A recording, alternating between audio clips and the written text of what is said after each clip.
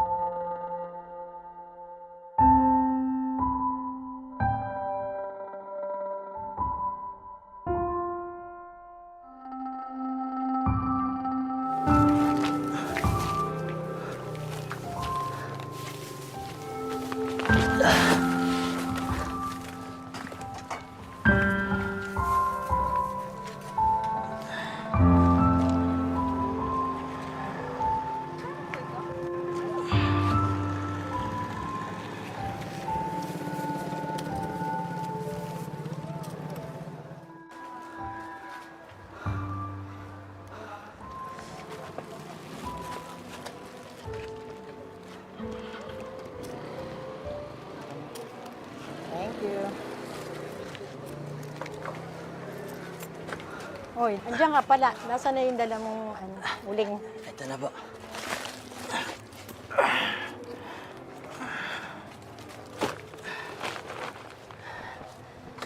Ito na po, Wela, yung buko na binili niyo. Ganun. Salamat. Ito pala yung bayad ng uling. Salamat po.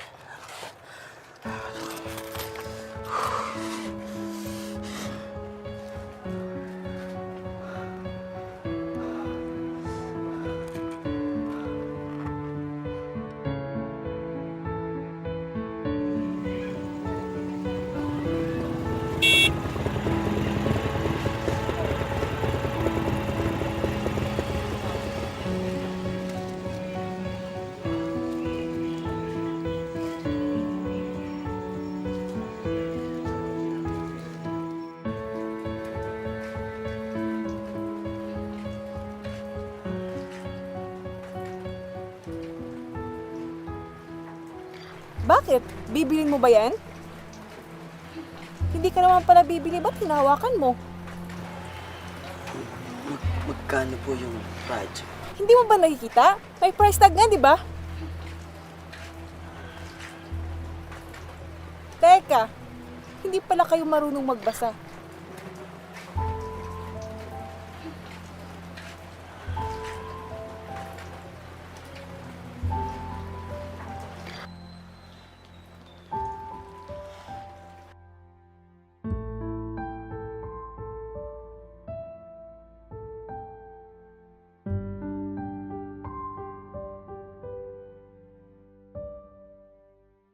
Ako si Dagang Barere, isang mangyan.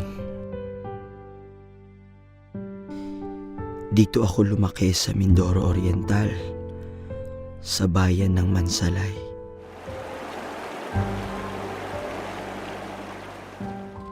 Kabilang ang aking pamilya sa daan-daang mga katutubong mangyan na naninirahan sa kabundukan.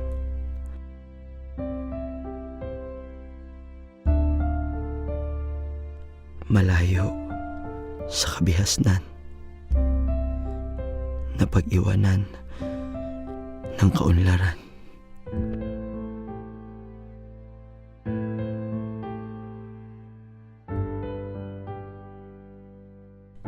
Dahil hindi nakapag-aral, wala ring masasabing sariling kayamanan. Ang yaman namin ay kung ano ang ibibigay ng bundok na maaari naming makain sa araw-araw.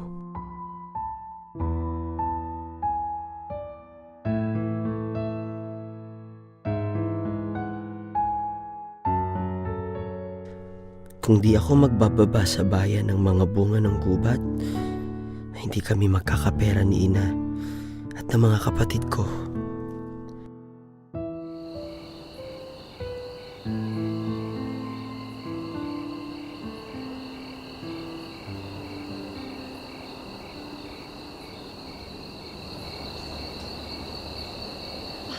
Mabuti na't marunong ka na magsuot ng salawal. Oo, aasarin niyo naman si Dagang. Pang-aasar ba yun? Eh, totoo namang bahag lang ang alam nilang isuot eh. Tanungin mo kung marunong na siyang maligo at gumamit ng sabon. Salbahe talaga kayo. Kawawa kaya yung mga yan. Pagbilhan mo nga siya ng bigas, 4 na oras ang pag-akyat ng bundok ng mga yan. Eh, gabi na.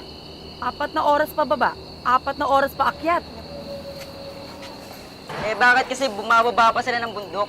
Doon na lang sila. Eh, kasi masipag at masikap. Kaysa naman sa tulad nyo. Hay nako, umalis nga kayo dito sa tindahan ko. Dito kayo nangaasar. Alis!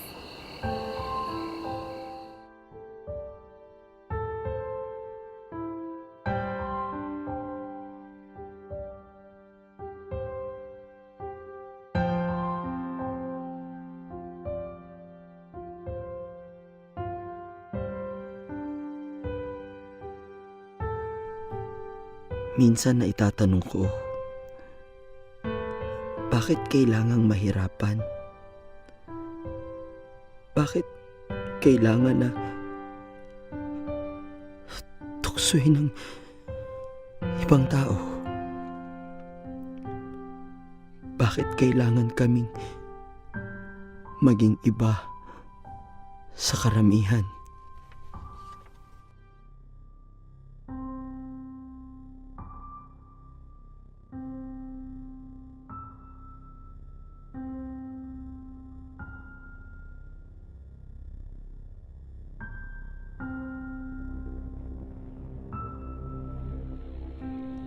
Madilim.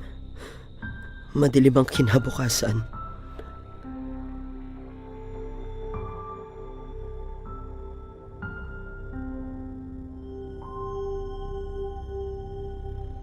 Sino ba ang ayaw na mabigyan ng kaginhawaan ng magulang at mga kapatid?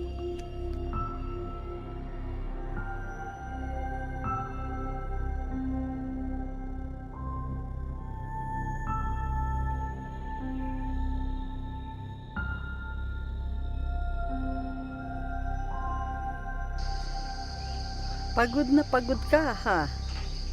Kumain ka na ba? Bakit hindi mo man lang kinain itong dala mong tinapay? Anay, para ho yan kay Payang, kay Magang, at saka ho sa inyo. Naglaga ako ng saging.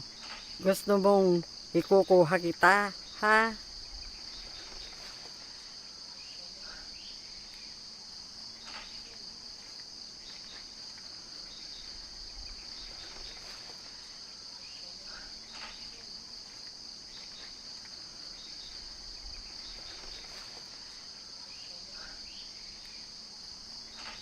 Dagang.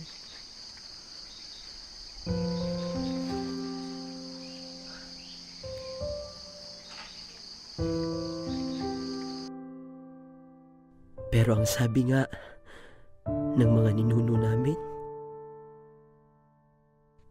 ang bundok at kagubatan lamang ang maaaring tumanggap at kumupkup sa aming mga mangyan.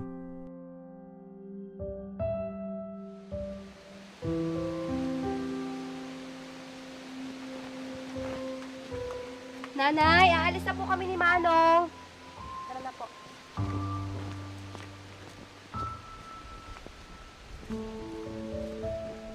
Manong, dalan mo ako ng buko, ha?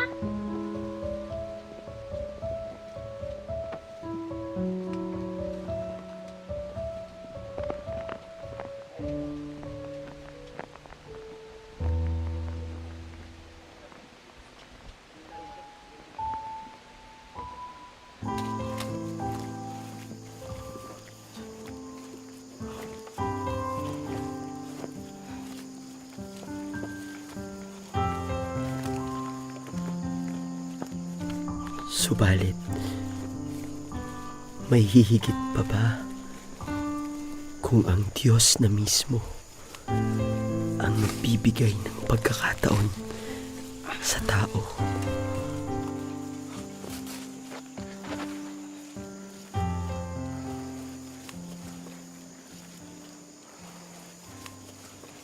Manong, may pag-asa pa ba akong makapasok sa eskwela? Siyempre, kung ako tatanungin mo, gusto ko. Ang hirap ng hindi nakapag-aral. Bakit naman kasi ang layo ng eskwelahan dito sa atin? Tatawid pa ng bundok at ilog. Manong, hindi ka ba nagsasawa sa buhay natin? Ano ka ba? Ba't ka ba nagsasalita ng ganyan?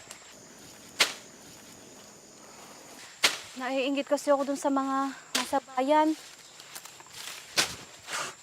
Payang, iba sila. Iba tayo. Bakit maiinggit ka? Wala ka bang balak na guminhawa ang buhay natin? Tatanda na lang ba tayo dito sa bundok na puro ubi at kamote na lang lagi ang kinakain? Nagsisinungaling ako sa'yo pag sinabi kong hindi.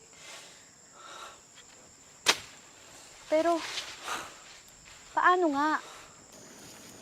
Nagsisikap naman tayo. Kandakuba ka na nga, kabababa sa bayan. Si nanay, laging gumagawa ng paraan para makakain naman tayo ng masarap.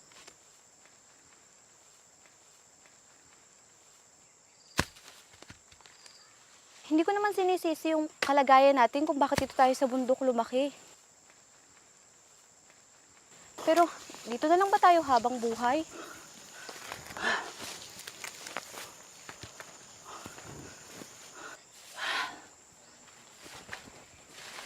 Sabi ng Diyos, sa bayang banal, wala nang hirap at sakit. Bayang banal? Sa bayang banal, bagong langit at lupa. Wala nang hirap doon. Wala nang pagkakasakit. Puro tuwa na lang tayo doon. Teka, Manong, hindi kita maintindihan. Ano bang pinagsasabi mo? May pangako ang Diyos sa mga susunod at maglilingkod sa Kanya. Saan mo naman narinig yan? Sa iglesia. Ano iglesia? Sa iglesia ni Kristo. Ang sabi pa ng Diyos, basta sumunod lamang tayo sa Kanyang mga utos at kalooban, ay tiyak magpapalain niya tayo dito pa lamang sa lupa. Ano bang pinagsasabi mo? Payang, matagal na akong nakikinig sa iglesia ni Kristo.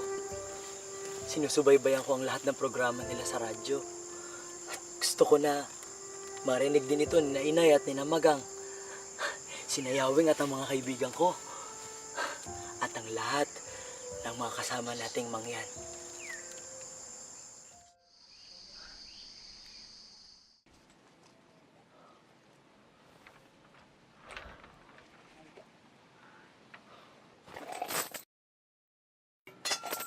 Daming pera niyan, Manong, ah.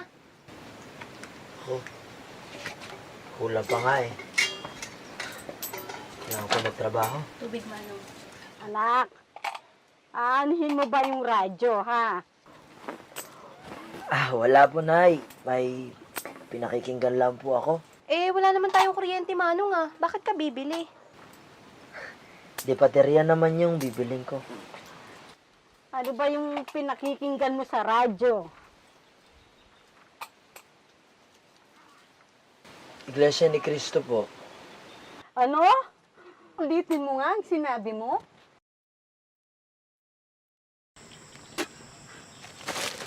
Iglesia? Ganda. Dami kang matututunan doon. Saan mo naman napakinggang radyo yan? Doon sa baba. sa tindahan ni Aling Minang. Maganda. Pag radyo dapat, tugtugan, sayawan, ganun dapat yung napapakinggan. Alam mo, nakakaantok makinig ng ganyan. Hindi dami ko nga nalaman eh. Alam mo, dami pala natin ginagawa na bawal sa Biblia. Ba't ka pa bibili? Di makinig ka na lang doon sa baba. Kasi nga, gusto ko mapakinggan din nila, inay. Paano ka nga bibili? Kulang nga pera mo. Kaya nga, nag-iipon ako, nagsusikap ako para makabili ako noon. Kailan mo ba narinig yung iglesia na yan? Mahigit 2 buwan na. 2 buwan na, matagal na yun. Alam mo, mabuti pa, sumama ka na lang kaya sa akin. Makinig tayong 2. Pare-pareho lang yan. Parehas lang yun yung mga umaakit dito. Ganun lang din yung tinuturo nila. Oh, hindi iba ito. Yung mga ministro, magtatanong sila pero hindi sila magbibigay ng sarili opinion. Biblia ang sumasagot. Yayaman pa tayo dyan pag sumama ako sa'yo. Iba, Yaweng. Iba sa yaman na iniisip mo. Hindi sila nangangako ng pagyaman o ng kahit anumang material na bagay dito sa mundo. May magagawa pa ba yan sa buhay natin? Sa kalagayan natin? Meron, Yaweng. Malaki ang magbabago sa buhay natin. Hindi man dito sa lupa, pero dun sa bayang banal. Saan? Sa piling ng Diyos, ang Ano? Panginoong Hesukristo.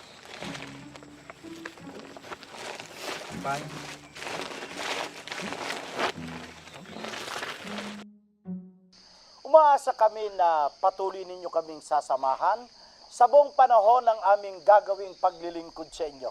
Ang inyong tagapagsalita, ang kapatid na Maximo Bularan, at narito po at kapiling nating muli si kapatid na Rene Parusilio. Welcome po sa ating palatuntunan. Inaasahan po namin na ang patuloy ninyong pagsubaybay sa inyong pakinabangan at makatulong nawa ang palatuntunan ito sa inyo pong mga pagsusuri. Naalala ko yung mga magulang na Dagang, napayuhan yung kanilang mga anak tungkol Ako, sa Aling uri Minang, ng wag na mga po. tao na dapat Basta, na makasama at makahalap Araw-araw ho, ng ipapayagan niyo kabarkada. ako makinig sa radyo niyo, ho. Naku, mula nang Masama sapagkat ito'y matipuhan niya ang sa programang kasama yan. Sa Biblia rin po yun, ang masamang Inaraw-araw na ang barkada, pagpunta dito para sumisira ng makinig magandang sa pag-uugali. programa Ganun ng din naman, iglesia. pagka ang ating pong pinakinggan, Ano, ang mga ganitong Kaya uri nyo, ng ho, tagapangaral, araw-araw ko rin kayong sabi niya, dadala sabi ng mga Biblia panggagaw. maliwanag eh, Libre na, ho. wala kang mapupulot dyan sa mga mangbang. Wala kang mapupulot. Di pa rin ba sapat na katunayan yung mga pagpapala yung kanilang kasaganaan na tinatamasa na katunayang sila nga ang mga taong sa Diyos. At sila nga ang mga taong pinagpapala ng Diyos. Tulad po ng dati mga magulang at mga kaibigan, sa Diyos po, ang higit niyang pinahahalagahan ay ang matuwid kahit na naghihirap kaysa nagtatamasa ng malaking kayamanan, subalit nabubuhay naman sa kasamaan. Kaya inuulit natin, kapatid na Michael, ang ating panawagan sa ating mga kababayan na anuman ang mangyari, manindigan po tayo sa panig ng katwiran. Kaya dapat siguro ang tao magsuri kung saan nakalagak ang kanyang pagtitiwala. Di ba? Dahil may mga tao na ang pinaglagakan ng pagtitiwala, yung kanyang kayamanan. Sana po, pinakahangad natin na ang mga katotohanan ng aming inilahat ay makatulong sa ating lahat. Lalo na sa mga nagsisipagsuri ng gusto ay makarating sila sa tunay na katotohanan para maisagawa ang tunay na paglilingkod sa Diyos. Hoy, masarap yung luto ko, ha? Aba, Basta ubusin nyo yan. Basta Sige. luto ni nanay. Masarap. Talaga naman, mga anak ko. Sarap, no? Nay, siya nga pala. Bukas po ay magababa po ako sa Kapatagan. Oh, wala ka pa namang kalakal na ibababa. Ay, kasi po, Nay, punta po sana ako sa kapilya ng iglesia. Ano? Saan ka pupunta? Sa kapilya po ng Iglesia ni Cristo sa bayan. Anong gagawin mo doon? Nay, mag-iiglesia na po ako. Ano? Hindi ba? Nakikinig ka naman ng radyo. Kasi po, gusto ko po sana na mas marami pa po akong malaman tungkol sa iglesia. At saka po, Nay, gusto kong maranasan yung sinasabi nilang pagsamba. Dagang, anak, nauunawaan mo ba ang gusto mong gawin, ha? Ano pong ibig niyo sabihin ni Nay? Ang ibig kong sabihin, ang mga iglesyang yan, bukas ba ang loob nila na ikaw ay tanggapin? Nay, ibinag-aanyaya po nila ang iglesia sa lahat po ng mga tao. Manong, di ba ang sabi mo, iba sila, iba tayo? Bakit pupunta ka doon?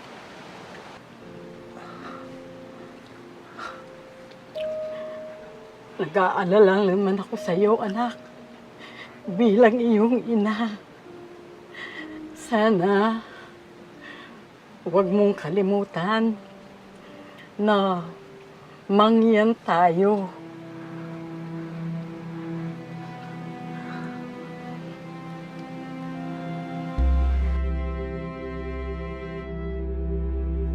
Baka wala kang puwang sa lugar nila, anak.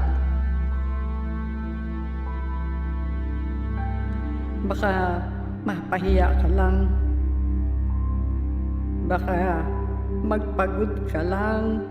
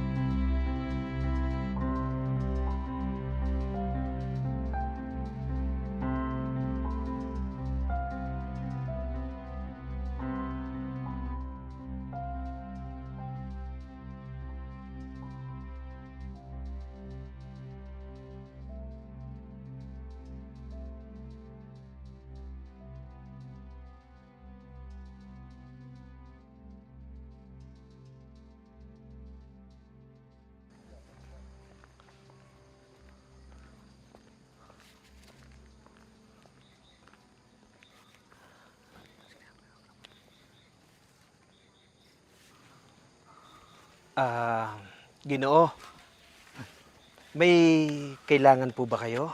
Ako po si kapatid na Roger, ang ministrong nakadestino po dito.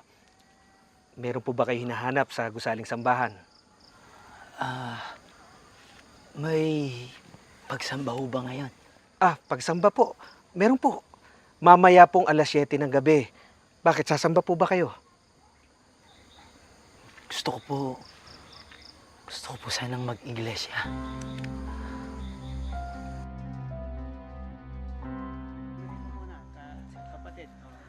Kaben, kumusta kayo ni Kadagang?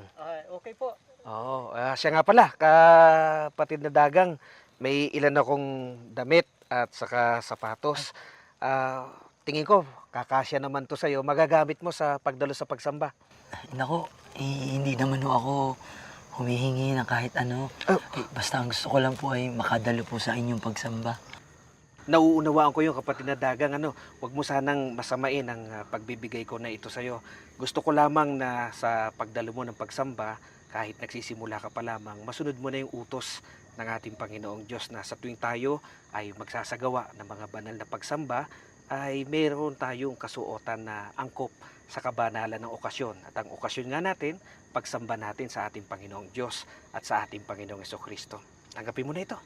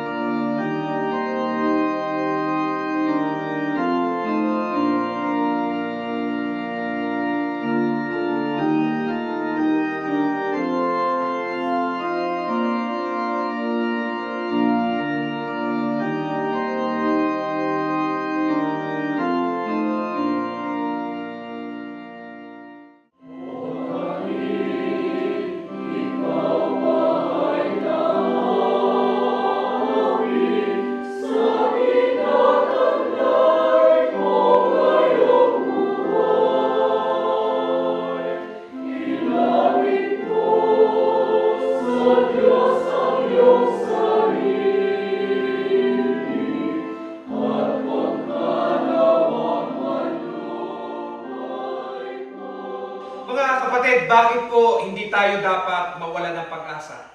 Lalo na po sa panahon natin ngayon na totoong napakalapit na ang araw ng paghukom. At ano po ang inaasahan ng ating Panginoong Diyos sa kanyang mga lingkod na kanilang gagawin sa panahon ito na totoong napakabigat na ng pagdadala ng buhay? Pakinggan po ninyo ang sagot ng Biblia. Nakatala po sa aklat ng Deuteronomio sa 26 at 7, ganito sinasabi, "At kami ay dumaing sa Panginoon, sa Diyos ng aming mga magulang, at dininig ng Panginoon ang aming tinig, at nakita ang aming kadalamhatian, at ang aming gawa, at ang aming kapighatian." Mga mahal na kapatid, ano ang dapat nating maunawaan sa talata na ating binasa? Itinuturo po sa atin ang dapat nating gawin sa panahong ito ng kadalamhatian.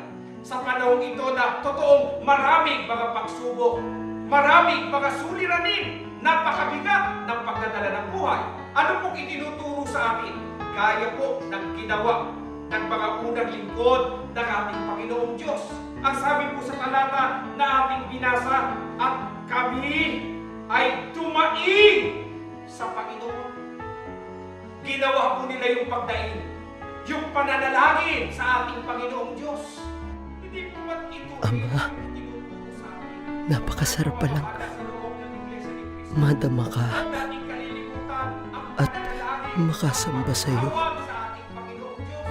Maaari mo po bang tanggapin ako sa iyong pili at ituring mo po ako na iyong anak?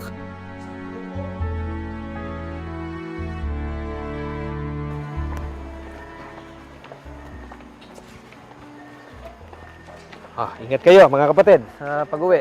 Oo, sige, ingat. Ingat kayo ha, sa pag-uwi. Salamat po. Sige, ingat kayo. Kapatid na dagang. Ay, gandang gabi po. Kumusta?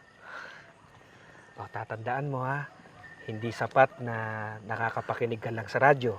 Tama yon, pero kailangan na malaman mo na ang isang umaanib sa loob ng Iglesia ni Cristo ay dapat dumaan sa proseso ng pag-anib o pagpasok sa iglesia. Kaya kailangan mapakinggan mo lahat ng pangunahing aral na itinuturo, sinasampalatayanan sa loob ng Iglesia ni Cristo. At para matiyak na ikaw ay sumasampalataya, kailangan matugunan mo yung lahat ng pagdalo, panayang pagdalo sa ating mga pagsamba. Sana magawa mo yung kapatid na dagang. Naku, nakahanda po akong gawin. Lahat po ng kailangan kong gawin. Mabuti naman ano. O, pero tatandaan mo, araw-araw ang ating pagdodoktrina. Huwag mong kalilimutan. Naku, kung kinakailangan pong araw-araw akong bumaba galing sa bundok, ay gagawin ko po. Basta makadalo lang po ako sa mga pagdodoktrina. Gagawin ko po ang lahat. Maging kaanib lang po ako sa Iglesia ni Cristo. Oh, sige na. At malayo-layo palalakarin mo. Ingat ka sa pag-uwi. Maraming salamat po. Sige.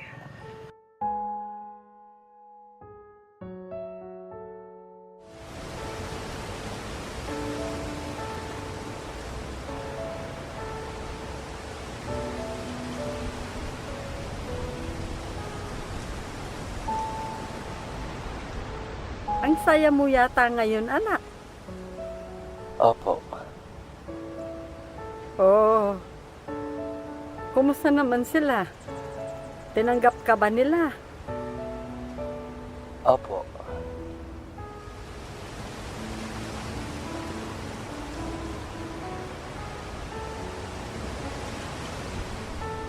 Alam niyo, Nay, ang sarap-sarap po sa pagsamba.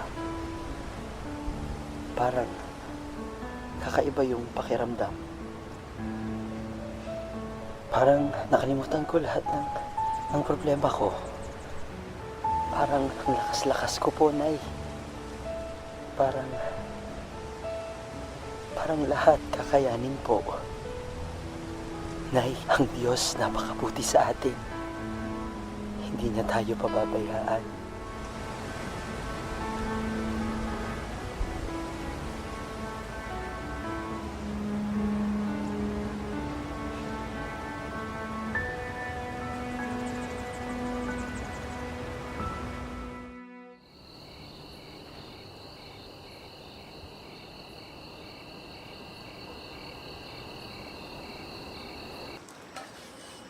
Bibiro gagawin mong hirap dagang.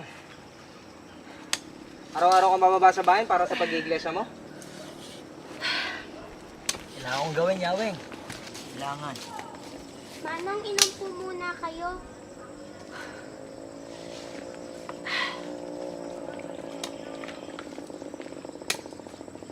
Mahigit 8 oras yun. Pababa, paakyat dito sa atin. Araw-araw? Mahirap yun, di mo kakayanin yung dagang.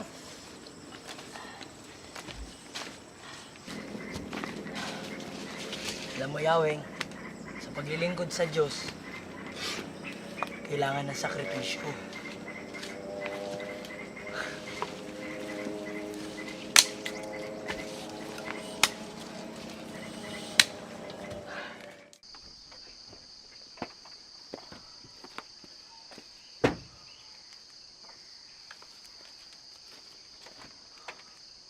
Ingat ka, Manong.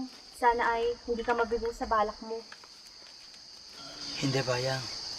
Walang kabiguan kapag ukol sa Diyos.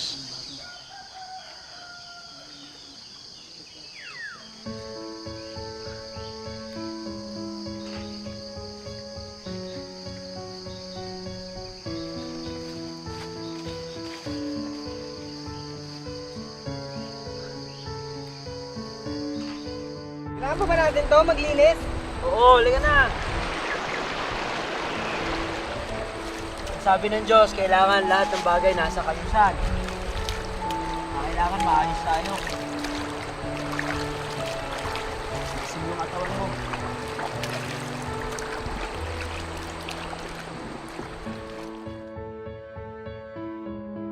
Kung mangangarap man ako na mabago ang aming buhay, ay maghahangad na ako ng pinakamabuti para sa buhay namin. Nagkaligtas at pagdating ng araw ng paghuhukom. Kaya mula ngayon, Buhay na kasama ang Panginoong Diyos at ang Panginoong Hesukristo. araw-araw natin ito gagawin.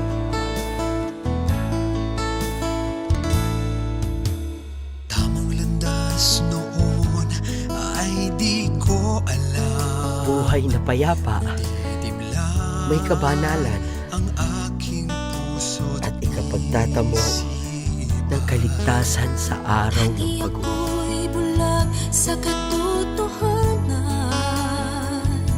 Nangangapa sa madilim At ang lahat ng ito na daan. ay matatagpuan lamang sa loob ng Iglesia ni Cristo. Palatayanan natin yung pangako ng ating Panginoon Diyos. At sa panig ng ating Panginoon Diyos, ano inaasahan niya sa kanyang pangalaman. At sabi ko sa talata na ating inasa, huwag natin sa ating taan at pagkakasong sa ating pagkakasong. Kapigadagan, pinapagis mo kita sa pangalan ng Ama, ng Anak, ng Espiritu Santo, sa ikapagpapatawad mo ng mga kasalanan. Amen. Itinuro mo ang landas ng buhay na dapat kong lakaran. Ang paglilingkod sa ating Panginoon Diyos ay katutubong pananagutan ng tao sa Panginoong Diyos na lumikha sa Kanya. Masama kapag ang tao ay hindi kumikilala. At pakinggan po ninyo sa aklat ng Mateo, sa 7:21, ay ganito ang ating pong mababasa. Tingin po ninyo mabuti. Hindi na ating pagpapaawa ngayon. Tumayo kayo at tayo manalangin. Kapatid na Dagang, salamat sa Panginoong Diyos at ikaw ang kinasangkapan niya. Ikaw ang naging daan para ang Iglesia ni Cristo at at ang tunay na ebanghelyo makarating dito, makarating sa mga kababayan mo na katulad mo, mga katutubo. Sana tuloy-tuloy sila sa pakikinig. Huwag ko kayo mag-alala. Sisikapin ko po na gabi-gabi ay maisama sila sa ganitong mga pagdodoktrina at gayon din maisama ko sa pagsamba natin sa bayan. Oo, ay paano? Medyo dumidilim na. Umuulan pa, malayo-layo pa kami lalakarin pababa sa bayan. Tutuloy na kami, kapatid na dagang. Roger. Mag-ingat po kayo. Salamat sa'yo. Salamat ng marami, ano? Salamat po. Sige. Paano po? Salamat po. Tutuloy na kami. Roger. Salamat din sa inyo. Tuloy-tuloy ang inyong gagawin pakikinig, ha? Opo. Ito na yung mga 12 taon gulang na, pataas. Isama nyo na rin sila dito, ano? Huwag kayong titigil sa pagsamba natin. Mahalaga yung ating pagsamba. Gaya ng ating pinag-aralan kanina. Ipag-aanyaya nyo sa ating mga kababayan dito. Ano po? Opo. Salamat po. Oo, at Ingat po kayo sa inyong pag-uwi. Oo. Paano? Sige. Sige po. Salamat na marami sa inyo. Oh, kapatid na dagang. Ba't nandito ka pa? Meron po sana akong gusto pong ilapit sa inyo. Oh, ano yun? Kadagang, may sasabihin ka ba? Ano yung sasabihin mo? Gusto ko po sanang tumanggap po ng tungkulin. Ay, oo naman, tungkulin. At napakasarap sa pandinig ko yan. Katunayan yan na ikaw talaga ay sumasampalataya. Ano ba hinahangad mong tungkulin, kapatid na dagang? Matagal-tagal ka na rin kasing kaanib sa iglesia, hindi ba? Gusto ko po sanang maging mga awit po. Talaga bang gusto mo maging mga awit, kadagang? Opo. Kasi po sa pamamagitan po ng pag-awit ay mas lalo ko pong mabibigyan ng kapurihan ng ating Panginoong Diyos. Doon po ako masaya. Nais ko pong makapaghandog ng pagpupuri sa Diyos sa pamamagitan po ng pag-awit. Kadagang, natutuwa ako bilang ako yung nagdoktrina sa'yo. Masaya ako na hinahangad mo maging mga awit. Pero kailangan kong magpakatapat sa'yo, magpakatotoo sa'yo. May konti tayong problema na dapat ay masolusyonan muna bago ka ganap na maging mga awit. Problema po. Kasi kadagang, gaya ng nalalaman mo, ang pag-awit ginagawa yan sa pamamagitan ng pagbasa. Kailangan marunong kang bumasa.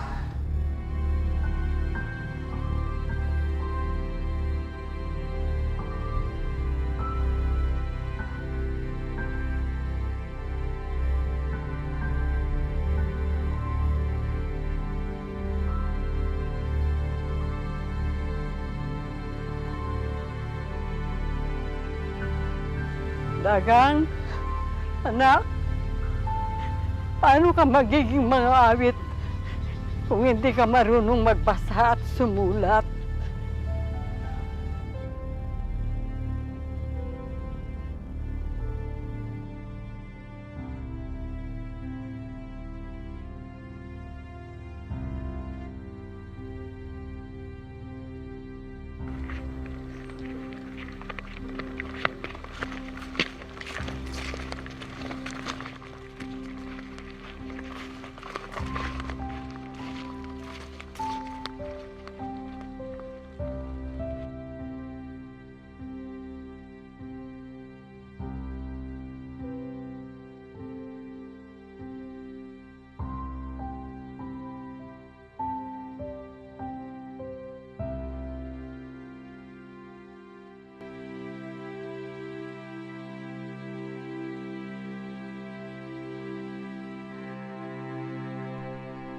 Panginoong Diyos,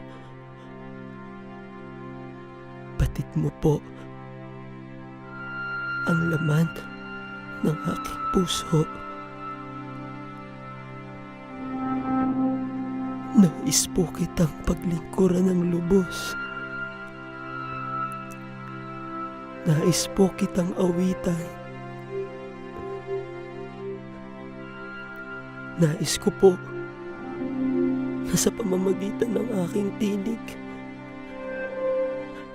ng pag-awit, ay purihin at sasambahin ko po ang iyong banal na pangalan. O Amang nasa langit,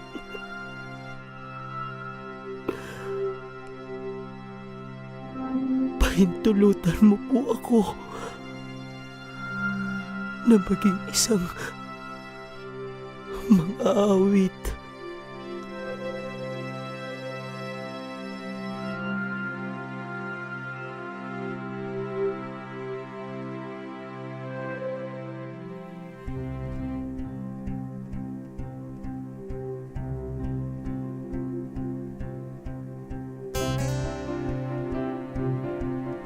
Wala na akong sasayangin na panahon.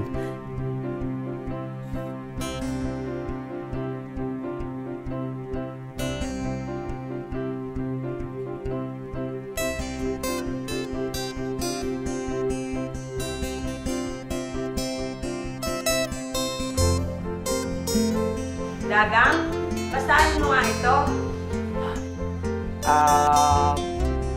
Pa. Apa.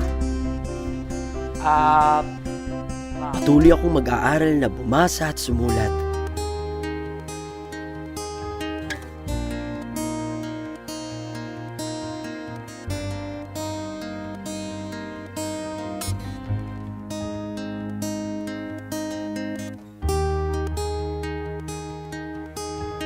Tataba ang bata. Alam ko mahirap pero kakayanin ko. Papa, ang bata.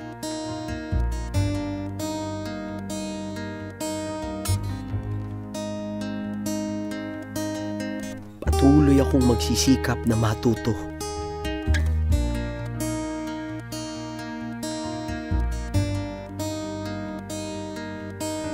Mahalaga sa akin ang lahat ng sakripisyong ito.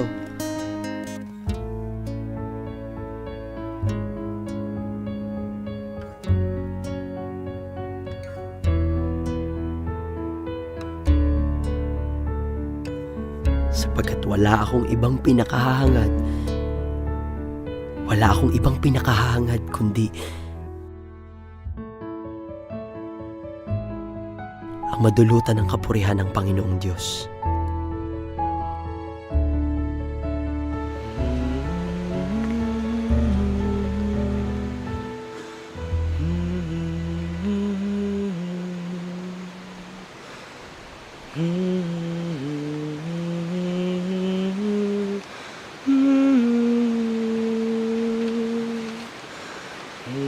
Anak,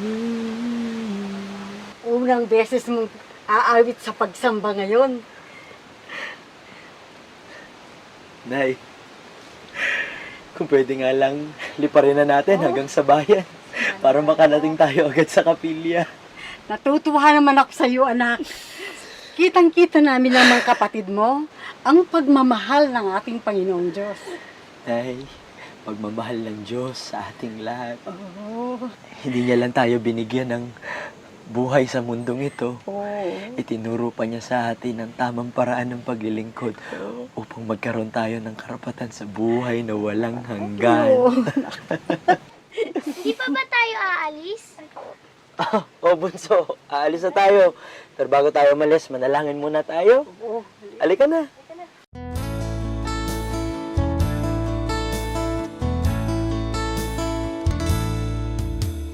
Tamang landas noon ay di ko alam.